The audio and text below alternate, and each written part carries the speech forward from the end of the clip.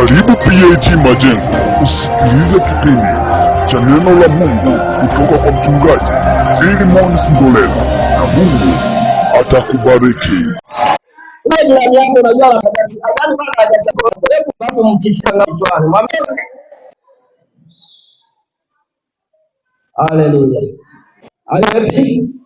Are you happy? Tumishi wa Yesu. Karibu.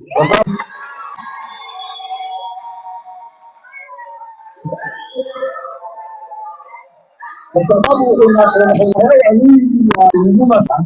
Ndio chakula tangaza. Kesho na kesho kutwa tunaanza na watu hapa. Na masoni sema mtumishi alikuwa mwanamke. Sawa. Mimi wanawake hawana kitu. Wana kitu kikubwa. Lakini pia heshima kwa. Sio kana na wao wenyewe hao. Hapo kiniona mimi na mandevu sisi hapa hawa ndio warefu. Wao wana heshima kubwa. Asante sana mama yangu. Hii ndio maji yako tena. Hofu hiki hapa kimawasiliano hili. Baadaye utakiona kwa kwenye kwa hiyo tunaona mbona kuna mambo mbili hapa. Kuna waandishi habari kwa vijana wako vizuri wanaanzisha kila masomo. Barikiwe. Kwa amani. Amen. Be free. Amen. Kama unaona hapa pamekuwa mbali sana. Unaweza kubeba hii kwenda mbali. Basi ndio. Muda.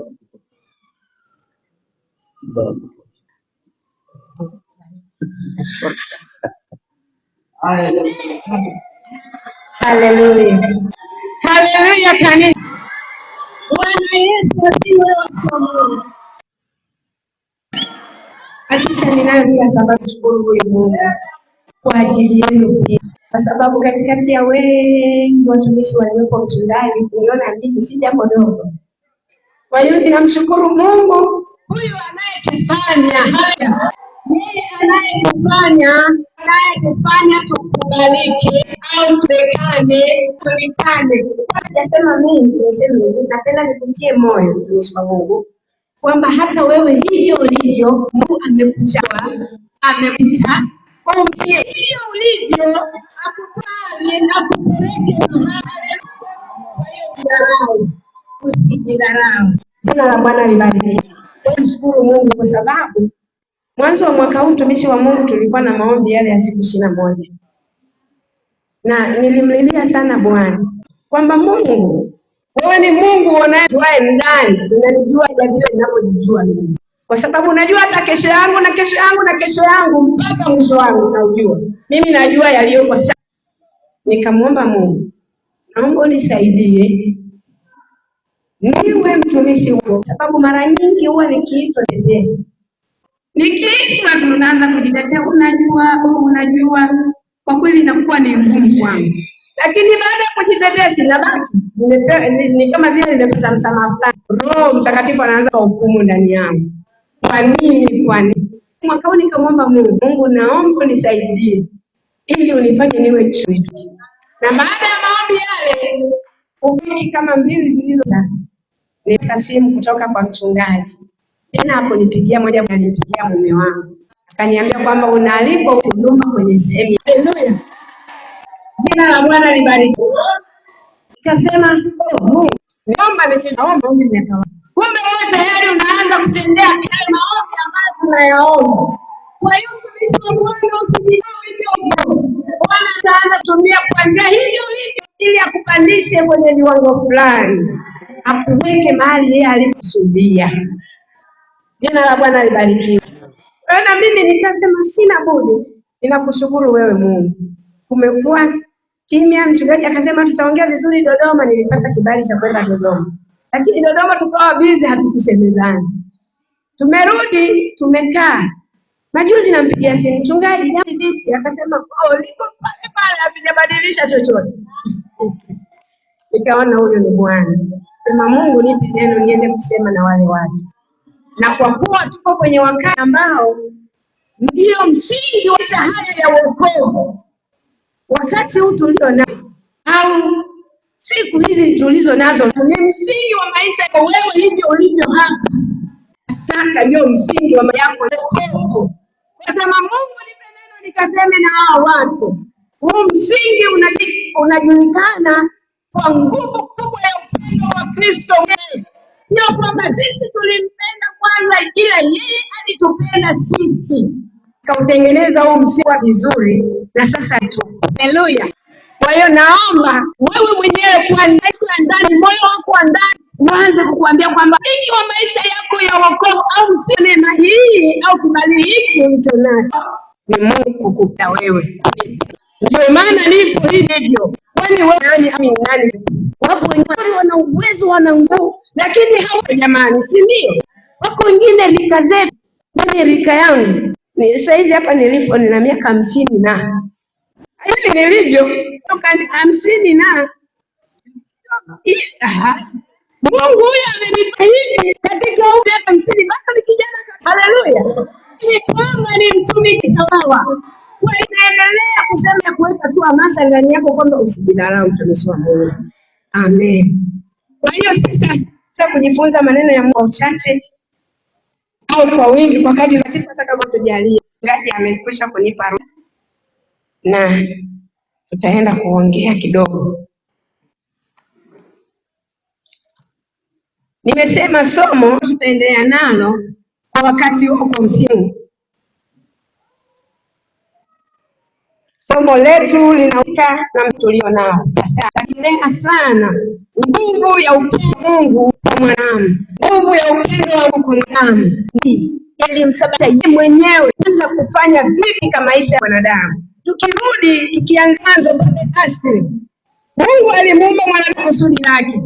Amweke katika bustani kabisa ili aendelee kutawala, aendelee kuitunza na aendelee kufurahia umbali. Lakini katika utawala ule aliopewa, akna ule utawala sijui aliudharau, sijui ilikuwaje, amua kumkosea Mungu, kutii sauti ya Mungu. Mungu ule utawala si kwa Mungu kama Mungu, bali kwa ofisi wa yule aliyemshawishi Mungu akamuondoa katika utawala au katika kusudi lake ambalo aliweka pale.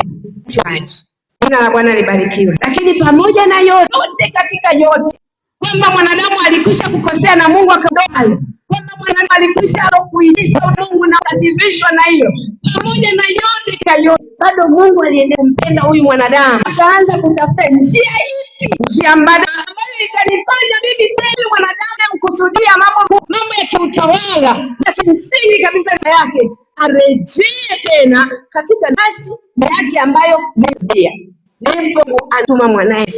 Nguvu inafanya anamtuma mwana pekee kuja ajili yetu. Leo mahususi amekuja kuturejesha katika ile ambayo tulishakutoka.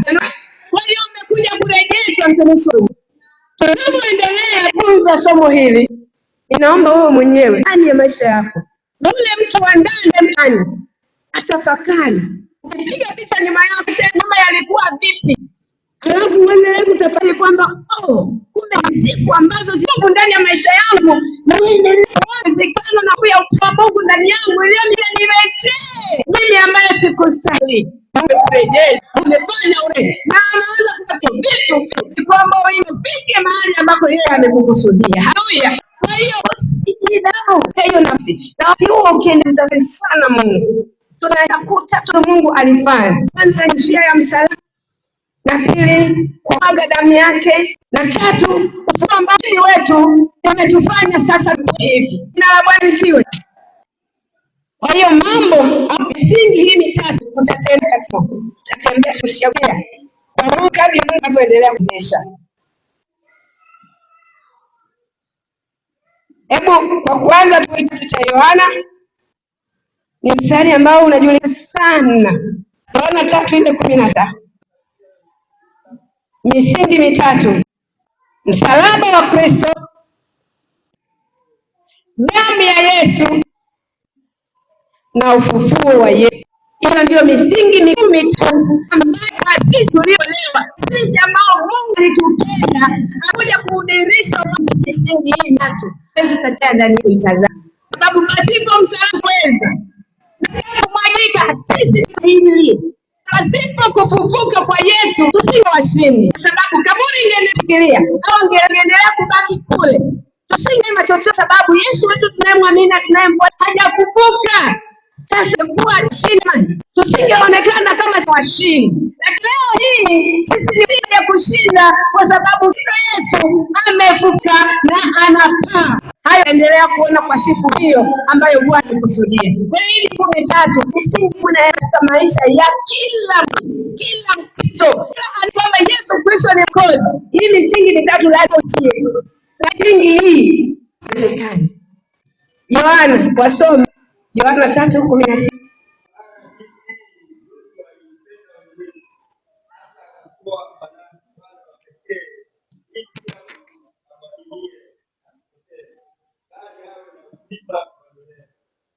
Amen. Mwingine Rumi 5:8. Rumi 5:8. Na mwingine waraka wa kwanza, hii mitatu nitaiongelea kwa pamoja. Mwingine waraka wa kwanza Yohana sura ya 4 mstari wa 10. Rumi 5:8. Waraka wa kwanza wa Yohana 4 mstari wa 10. Yohana tumeshasoma mtakatifu. Rumi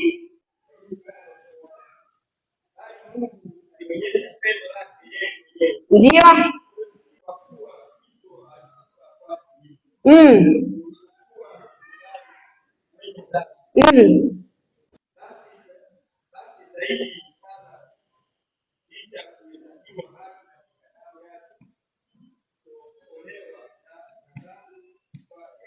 Mstari mmoja tu ule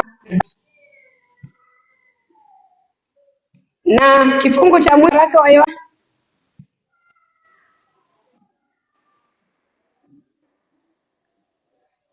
waraka wa Yohana 4:10.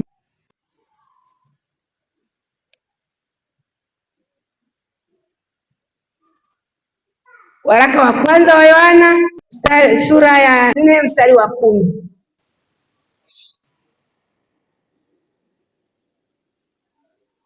Hakuna aliyepata? Ndio?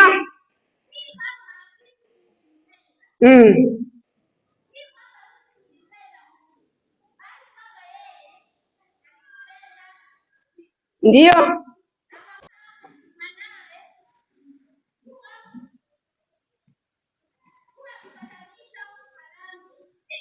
Amina. Haleluya. Bwana Yesu asifiwe. Katika hii yote tuliyosoma inatudhihirishia kwamba Mungu anapenda. Nitoe mfano mmoja. Niliwahi ona wanandoa fulani. Tuseme tu leo ni wangapi? Ni wangapi? Nyosha mkono wako nikuone vizuri. Amen. Angalia siku zile za mwanzo za ndoa yenu ilikuwaje? Za mwanzo toka na ndoa basi. Siku zile za mwanzo ile siku za 3 wiki hiyo. Yaani ilikuwa ni haleluya. Ilikuwa ni lako. Upendo ule uliopo. Yesu hakuna hata wewe kumwambia kitu ukasikia. Sasa hawa wanataka kutoa mfano wake fulani. Huyu kijana tu mzuri mtanati, Mungu amemwezesha, amemfanikisha kwa jinsi yake. Sasa kila alipokuwa akienda kugusa hapa mkataa. Kienda kugusa hapa anamkataa. Mungu wa neema akamtu aliyemkubali. Na akawa mzuri kuliko hata wale aliowagusa wanakataa. Maana basi haikuwa cha Mungu. Anawasaidia kwa habari ya uchumba wanamkataa. Wasichana wanamkataa. Sasa akaja kupata aliyempata alikuwa mzuri mmoja. Amekaa mwake zaidi ya wale wanakataa. Na sasa unakuja kunga ndoa. Ajabu samani mwanangu kutumia. Yaani mpaka pia nusu ya mwaka. Kila wanapoenda hata barani nenda mahali wameshikana bwana hiki. Wameshikumbatiana, wanatazama usoni. Kila wanakoenda. Ilikuwa ni barani. Yaani sijui. Hebu niambie, ulikuwa ni upendo. Ulikuwa ni upendo. Mpaka watu wakawa wanawashangaa. Wengine walithubutu hata kuambia je, nimezuikia hapo kama haya. Lakini nikwambia mtumishi wa Mungu, hata zilivyoendelea, Mungu anawajalia watoto. Upendo ule ulitoka ukaporomoka mpini. Hakuna kama kuzani. Ndani kumekuwa kelele. Ndani ya nyumba upendo wa damu. Huu upendo unaosema ni upendo ambao haishii. Ni upendo wa pekee. Upendo wa damu. Kwa sababu si tulikuwa wabaya. Si tulikuwa wabaya. Lakini Mungu alitupa hivyo hivyo. Tulikuwa na dhambi. Hata kama ungekuchukuliwa mimi sana Suzana kwa jina langu, nisingestahili chochote. Lakini Mungu alipenda hivyo, akaanza kutengeneza, akaanza kunisafisha, akaanza kunibadilisha, akaniwezesha. Upendo wa Mungu. Kuangalie msimu huu tulio muhimu thamani ya maisha yetu sisi. Jina la Bwana libariki. Sasa kama hautatambua umuhimu na uthamani wa upendo wa Kristo juu ya damu, ukaitendea kwa kadri mnaodia, maisha yako hatarini. Maisha yako si kitu.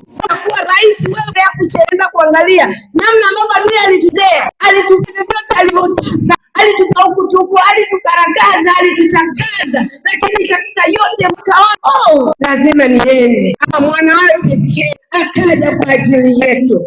Toka Yohana 15 pale anasema ni yupi rafiki aweza uhai wake zake. Rafiki yako mpende kwa gerezani. Nani atoke sijui mali ya familia sini na mambo kadha wa kadha. Hata unasema rafiki yangu nipe nikubadili. Kwa nini akikuajili yako? Hakuna anayeweza kutoa wake kwa kiacho. Yesu wetu alitoa wake hata kifo cha aibu. Kifo cha hili. Unajua Yahudi cha msalaba kilikuwa ni kifo cha aibu. Tena kilikuwa ni cha laana. Kwa sababu yeyote kwa andiko msani, pastor wangu si andiko alaaniwe. Ni andiko alaaniwe. Kwa hiyo ni kifo kibaya. Na wao walikuja kwamba kama ni laana ambayo tukalia ndio maana tunatalia huko. Basi hata hizo laana nazo ziache maisha yetu ya kiroho na tumtume Kristo huyu. Haleluya. Bwana Yesu atusaidie. Kwa naona jinsi ambavyo ulikuwa. Unaangalia na maneno hayo tu nafsi yangu yako dhamiri.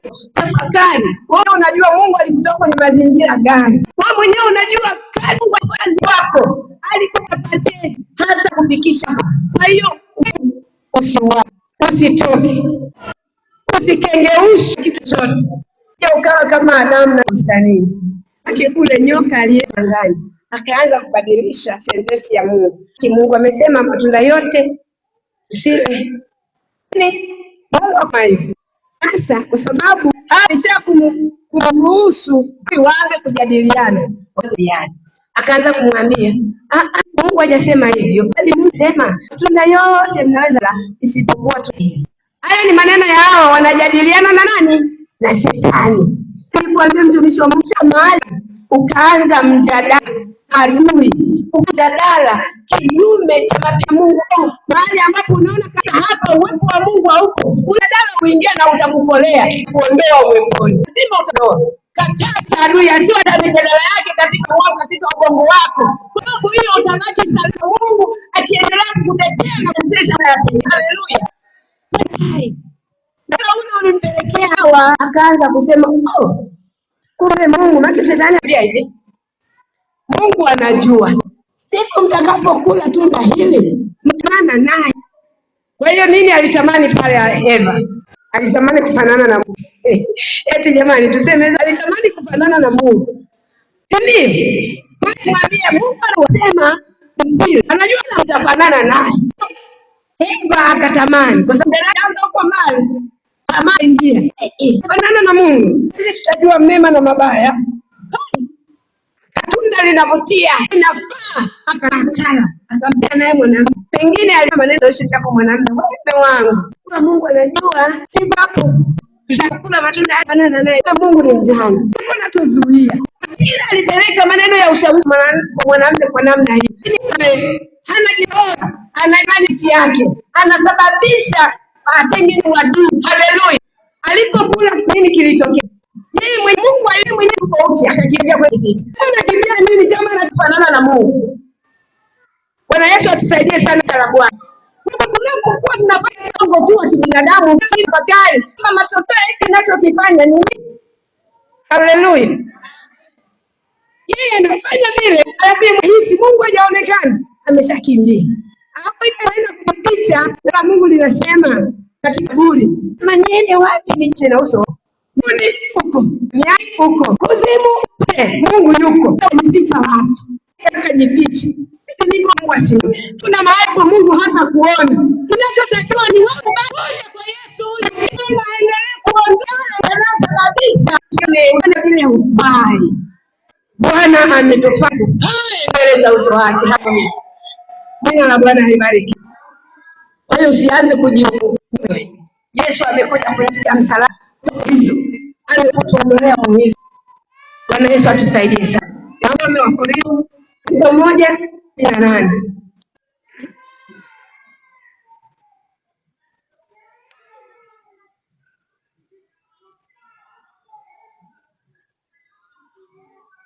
Wakorintho 1:18.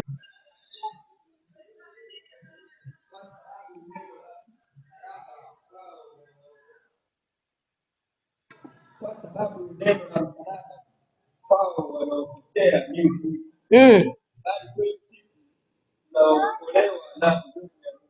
ni nguvu ya Mungu. Wanaopotea ni nani?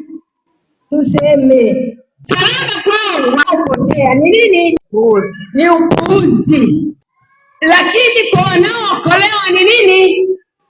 Ni nguvu ya Mungu. Amesema nguvu tena nani? Ya Mungu. Nisi tumeanza kwa kuongelea nguvu ya upendo wa Kristo kwa njia sasa ya msalaba. Ameanza kudhihirisha nguvu zake. Amesema mwanzo kwamba alitupenda akatoa mwanae pekee. Akasema Yohana kwamba yeye anadhihirisha upendo wake kwetu. Akasema pale katika Yohana kwamba sio sisi ndio bali yeye tukapenda. Na kwa kweli tupenda akamtoa mwanae kuja msalaba. Sasa tunaongea hali ya msalaba kwako unaionaje wewe? Biblia imeshatuambia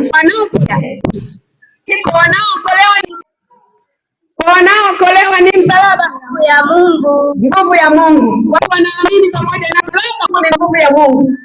Haleluya, haleluya. Msalaba ni nguvu ya Mungu.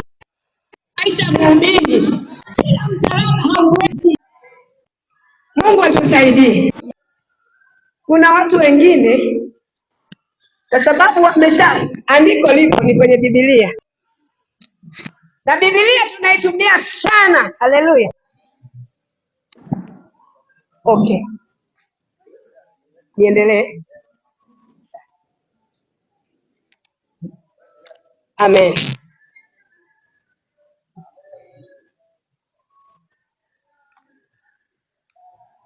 Shetani ni muongo, la hawezi. Haleluya. Huu ni uongo wa shetani. Wewe kuacha kusema, wewe kuacha kujifunza, tuwezi kuacha. Mungu anakubariki. Amen. Neno la Mungu limesema kwenye Wakorintho kwamba msalaba kwa yeye anayepotea ni upuuzi. Sasa nataka niongelee upuuzi.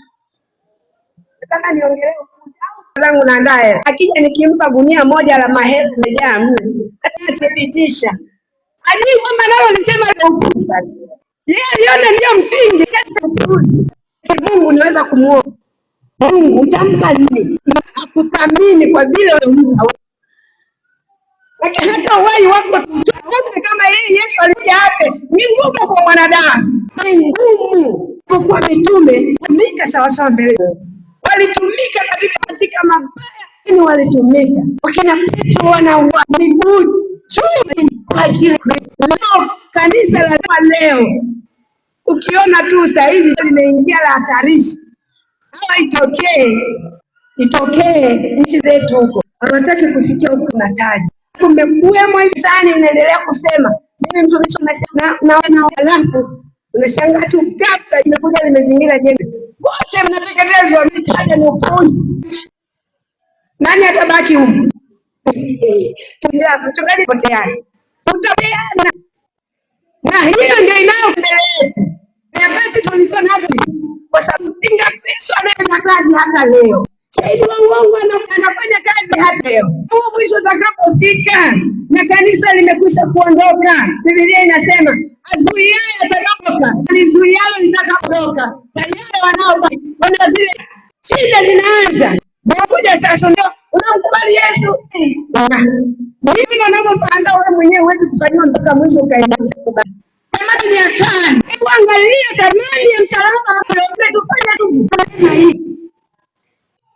Msalaba inatupa kulia stahimili hivi sasa hivi. Alafu sisi tunaona ni uwezo uzingatii wala kamili. Iko sitakuka haya, lakini tusiombe mpaka tufikie nyakati hiyo. Hebu tuangalie uamani wa msalaba wa Kristo katika maisha yetu. Kwamba msalaba umetendwa ndani ya maisha yangu. Isingekuwa msalaba wa Kristo, mimi nilibebeshwa kwa mingi hadi wala ningeweza. Lakini nilikalia kunibebeza nisingeweza. Uchafu mwingi wa kiamni kwa nao niseweza. Kwa hiyo Mungu na mwonesha wako ni wana nguvu yako ndani yangu. Haleluya. Jina la Bwana libarikiwe.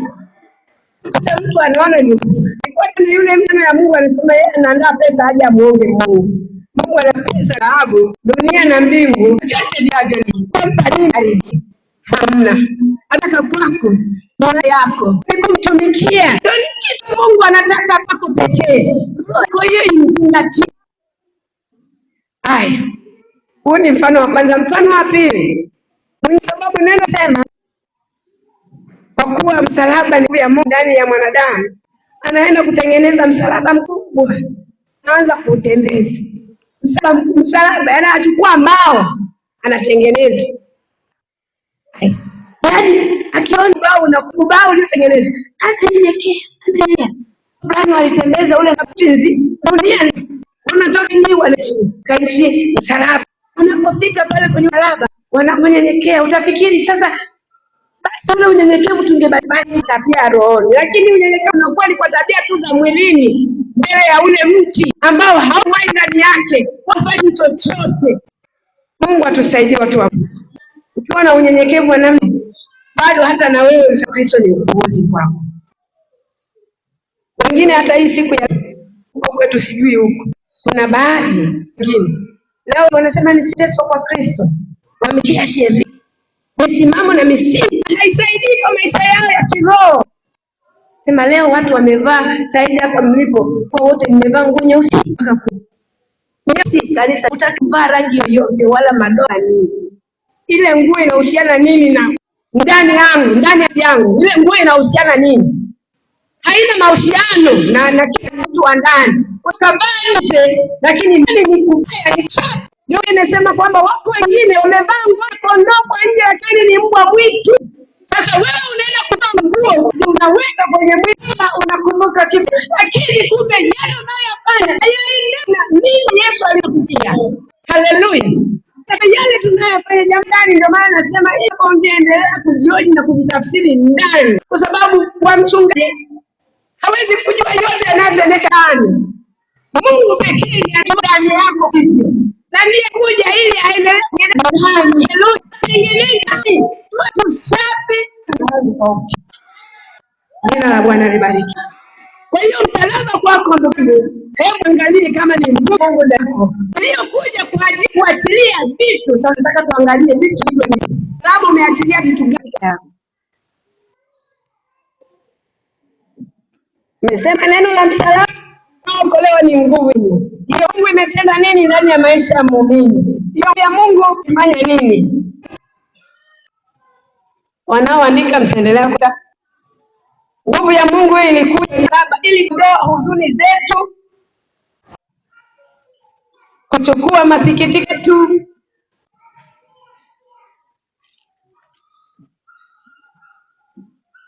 Tusome Isaya. Somaji wangu Isaya 53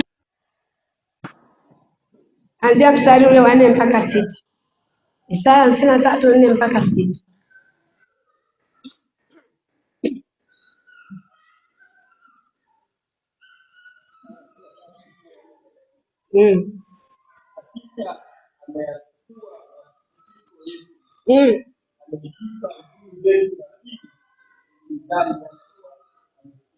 Ndio.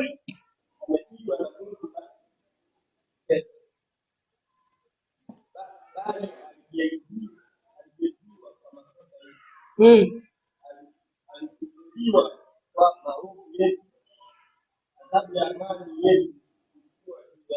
Mm. Amen. Umefika mpaka 6 nimesema.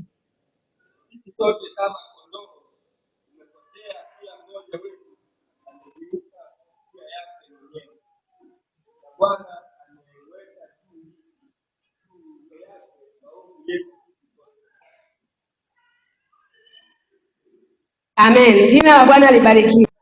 Asante kwa kuwa nasi wakati na muda wote. Ili kuwa wa kwanza kupata mahubiri haya, usisahau kusubscribe, kulike na kukomenti pia. Na Mungu akubariki sana.